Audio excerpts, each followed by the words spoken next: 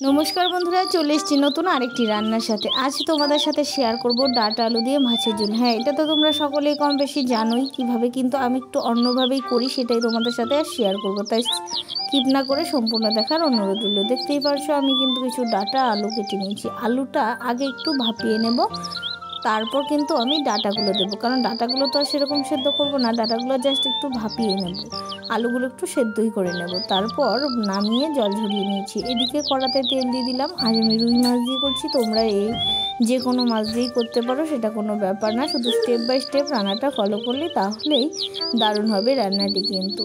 তারপর নুন হলুদ মাখিয়ে নিয়ে মাছগুলো ভেজে নিচ্ছি। আর এখনও যারা আমার চ্যানেলটি সাবস্ক্রাইব করেনি তাদের অবশ্যই অনুরোধ করবো, প্লিজ চ্যানেলটি সাবস্ক্রাইব করে বেল নোটিফিকেশনটা অল করে আমার পাশে থাকবে। আমি কিন্তু গ্রামাঞ্চলের ভীষণ পূর্ণ রান্না খুব সহজভাবে তোমাদের জন্য তুলে ধরার চেষ্টা করি। আশা করছি অবশ্যই ভালো লাগবে, একবার হলেও ঘুরে আসবে।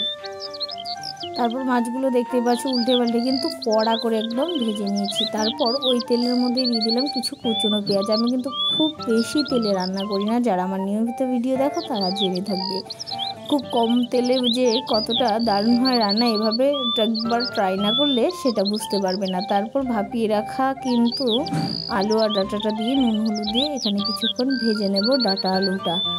আর হ্যাঁ, পেঁয়াজটা একটু কিন্তু লালচে করে ভেজে নেবে, না হলে সুন্দর সেই স্মেলটা আসবে না পেঁয়াজের।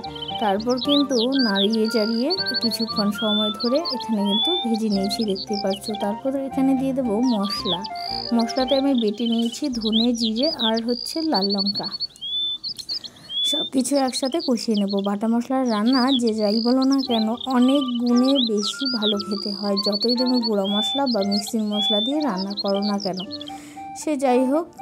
তারপর কিছুক্ষণ সময় ধরে কষিয়ে নিতে হবে, কিন্তু কষাতে কষাতে যখন একদম মশলা থেকে দেখবেন একটা কাঁচা গন্ধ চলে যাচ্ছে, তখনই কিন্তু দিয়ে দিতে হবে ঝোল।